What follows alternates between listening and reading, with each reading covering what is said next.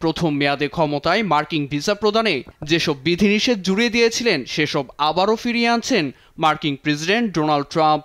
প্রস্তুতি চলছে কংগ্রেসে উত্থাপনে।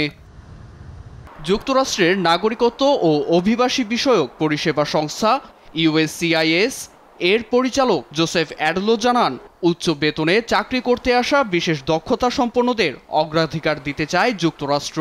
নিউ ইয়র্ক টাইমসের সাক্ষাতে তিনি আরও বলেন, গুটি কয়েক প্রশ্ন মুখস্থ করে পরীক্ষায় বসছে অভিবাসন প্রত্যাশী ও চাকরি প্রার্থীরা।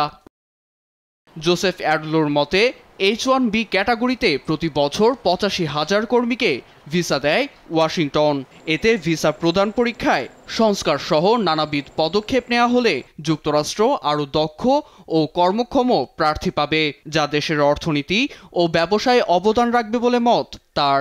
আর প্রবেশের সুযোগ হারাবে অদক্ষ ও নিম্ন আয়ের লোকজন। ট্রাম্পের এত সব জটিল নীতিমালা নিয়ে আছে আলোচনা ও সমালোচনা। বিশ্লেষকদের মতে এসব জটিল প্রক্রিয়ার জন্য দক্ষ কর্মীর বাজার হারাতে পারে যুক্তরাষ্ট্র। পরিস্থিতি বিবেচনায় নাগরিকত্ব অর্জনের পরীক্ষায় খোদ মার্কিনেরাই টিকবে না বলে মনে করেন কেটো ইউনিভার্সিটির ইমিগ্রেশন স্টাডিজের প্রধান ডেভিড বিয়ার। নীরব দাস, নিউজ ডেস্ক, দেশ টিভি।